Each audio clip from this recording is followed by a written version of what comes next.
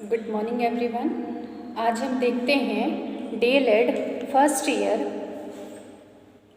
का सब्जेक्ट हिंदी का शिक्षण शास्त्र। इसका पेपर कोड है F8। हिंदी के शिक्षण शास्त्र में हम हिंदी के बारे में पढ़ेंगे। हिंदी हम लोग पहले भी पढ़ चुके हैं, बचपन से हम हिंदी पढ़ते आ रहे हैं। हिंदी जो होता है भिन्न भिन्न रूपों में प्रयोग में आता है। हिंदी को हम सब जानते हैं, हिंदी एक लैंग्वेज है, हमारी भाषा है। तो आज यहाँ पे हम इस सब्जेक्ट के अंतर्गत देखेंगे प्राथमिक स्तर पर हिंदी। प्राथमिक स्तर पर हिंदी से हम समझते हैं 1 to 5 क्लास में हिंदी का क्या महत्व है। इस उम्र में नॉर्मल बच्चे जो होते हैं वह 6 से 10 साल के बीच के होते हैं, तो उनके लिए हिंदी का क्या उपयोग है। तो इन सारी बातों को जानने से पहले हम यहाँ पे देखेंगे हिंदी की प्रकृति, उसकी प्रकृति को समझेंगे कि हिंदी की प्रकृति क्या है। हिंदी विश्व की एक महत्वपूर्ण भाषा है। पूरे विश्व में हिंदी कहीं ना कहीं बोली जाती है और यह भारत की राज्य भाषा भी है। हिंदी की प्रकृति यह है, हिंदी बहुत ही सरल और सहज भाषा है जिसको आसानी से बोला जा सकता है, सीखा जा सकता है, समझा जा सकता है। बहुत ही सिंपल लैंग्वेज है और बहुत सारी भाषाओं से यह मिलता जुलता है।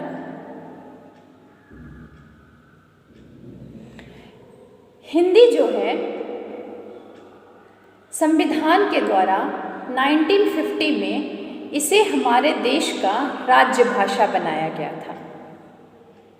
वह इसलिए बनाया गया था क्योंकि 1950 में जिस टाइम हमारा संविधान बना था, उस टाइम पे हिंदी जो थी सबसे ज़्यादा बोली जाने वाली भाषा थी। अत्यधिक लोगों द्वारा भिन्न भिन्न स्थानों पर इस भाषा का प्रयोग होता था, इसी भाषा का यूज़ होता था, इसलिए इसे संविधान के द्वारा भी राजभाषा घोषित कर दिया गया। अभी के समय में भी हिंदी बोली जाती है, बहुत जगहों पर बोली जाती है। इंडिया में हर जगह बोली जाती है। हर क्षेत्र की अपनी अपनी बोली है, अपनी अपनी भाषा है, लेकिन हिंदी भी बोली जाती है और हिंदी बहुत ही महत्वपूर्ण है।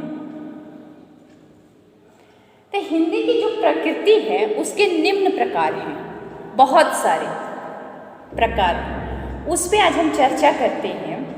तो हिंदी भाषा का जो पहला प्रकार है वह है पैतृक संपत्ति। पैतृक संपत्ति से हम क्या समझते हैं? पैतृक संपत्ति से समझते हैं कि जो हमारे पिता द्वारा हमें दी गई,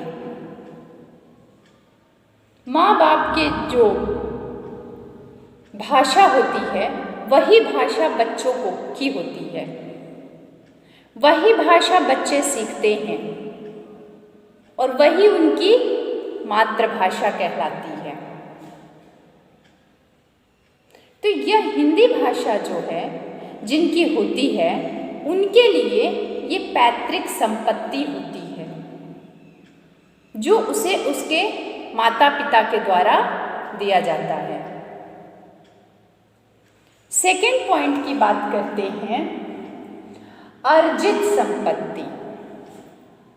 हिंदी भाषा जो है अर्जित संपत्ति है, ना कि जन्म से होने वाली।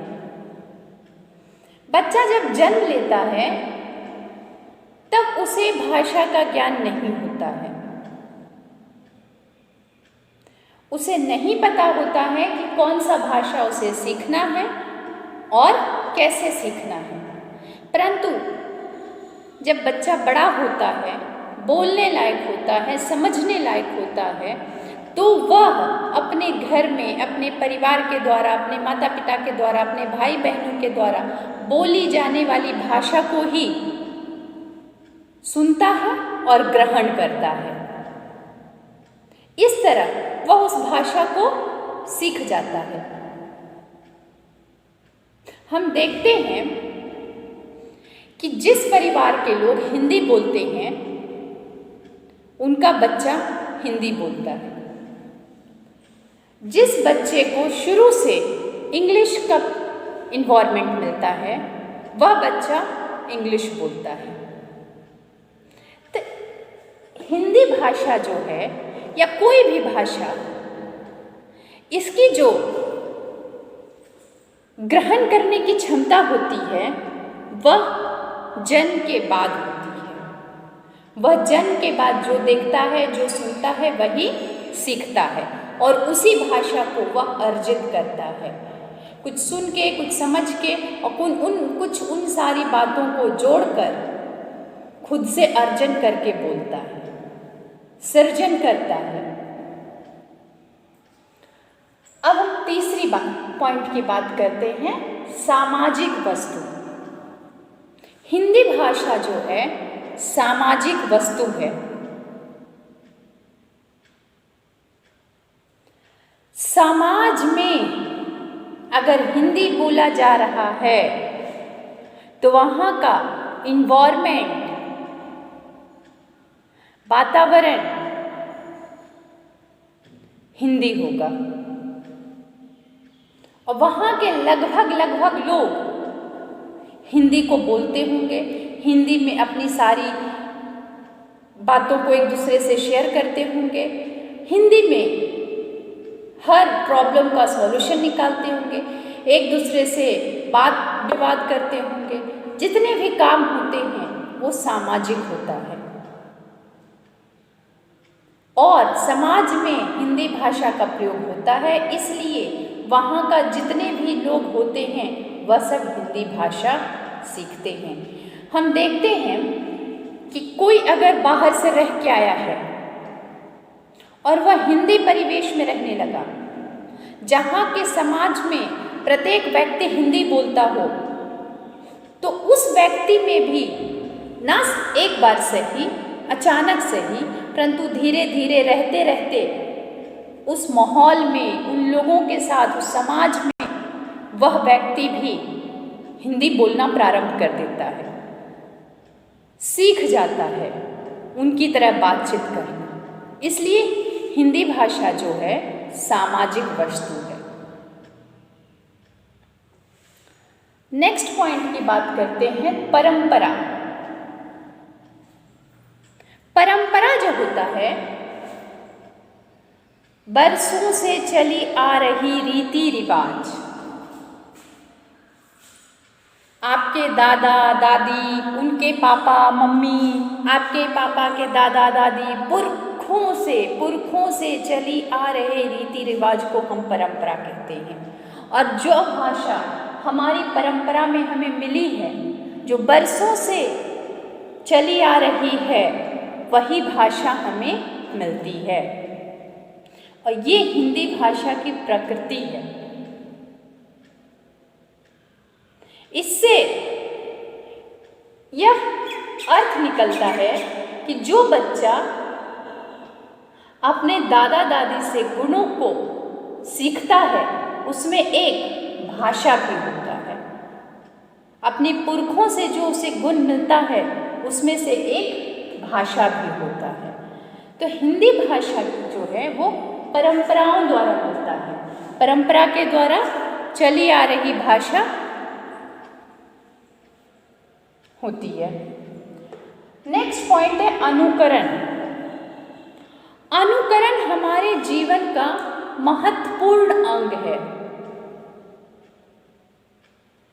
क्योंकि छोटे से बच्चे से लेकर बड़े तक, वयस्क तक, प्रौढ़ावस्था तक मृत्यु तक हम कुछ ना कुछ अपने जीवन में अनुकरण करते रहते हैं।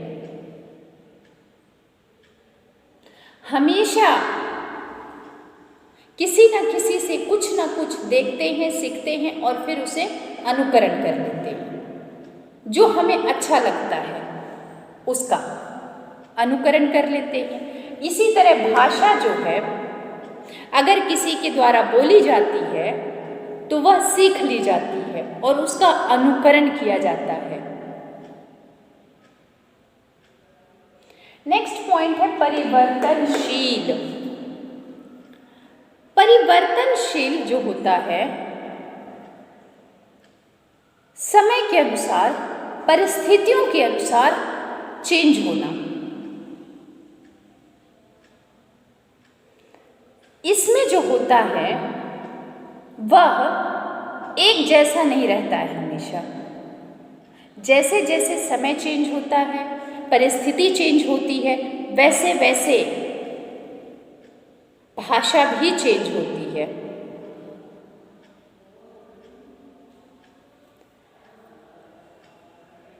भाषा के दो रूप होते हैं, एक होता है मौखिक, एक होता है लिखित। मौखिक और लिखित जिस टाइम पे हमें जिस चीज की जरूरत होती है उसका हम यूज करते हैं। भाषा के दो आधार भी होते हैं, एक होता है शारीरिक, एक होता है मानसिक। जिस तरह से जिस परिस्थिति में हमें जिस चीज की आवश्यकता होती है उस आधार का हम उपयोग करते हैं। कभी संकेत द्वारा बातचीत करते हैं, कभी बोल के करते हैं, कभी सोचते हैं। जिस टाइम पे जिस तरह से हमें उसकी आवश्यकता होती है उस तरह उस टाइम पे हम उसे यूज करते हैं। तो ये हुआ परिवर्तनशील, जो परिस्थितियों के अनुसार चेंज होते रहता है, ना कि हमेशा एक जैसा रहता है।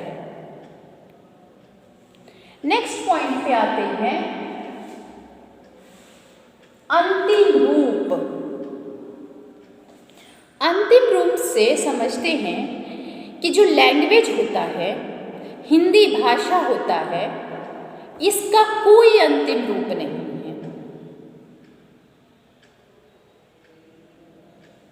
जब आप सीखते रहिए तब तक आप सीख सकते हैं। यह कभी खत्म नहीं होता, बस चलता रहता है, चलता रहता है, चलता रहता है। तो हिंदी भाषा का अंतिम रूप नहीं होता है। नेक्स्ट पॉइंट पे आते हैं भौगोलिक सीमा। सीमा से समझते हैं दायरा।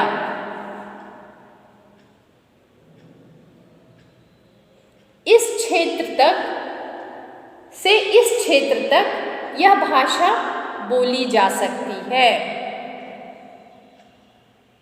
ये सीमा होता है।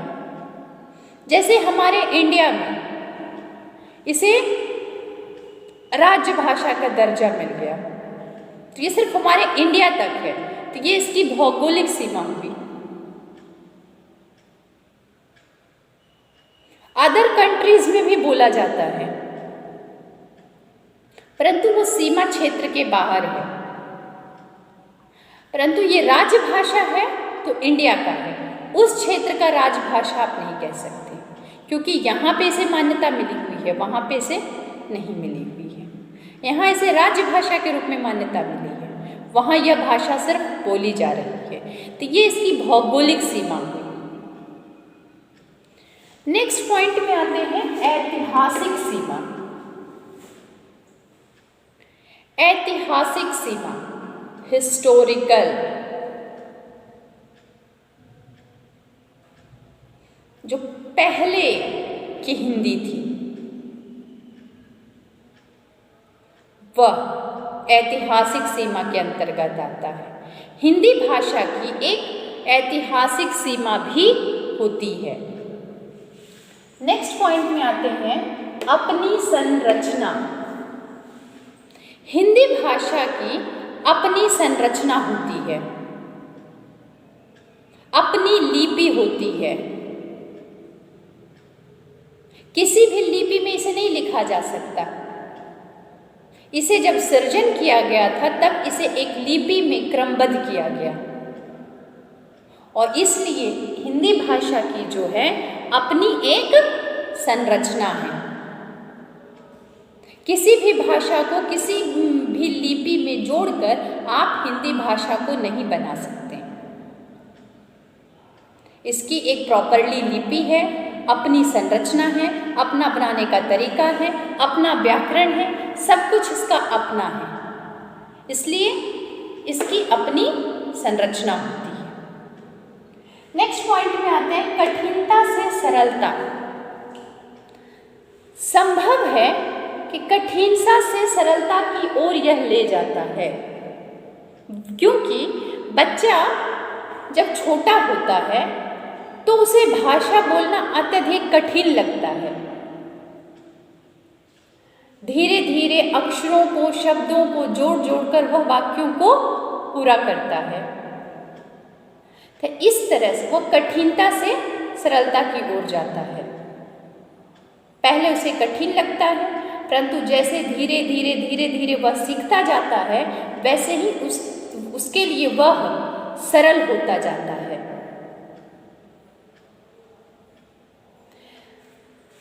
तो यहाँ पे हम देखें हिंदी की प्रकृति और उसके प्रकार प्राथमिक स्तर पर। Thank you.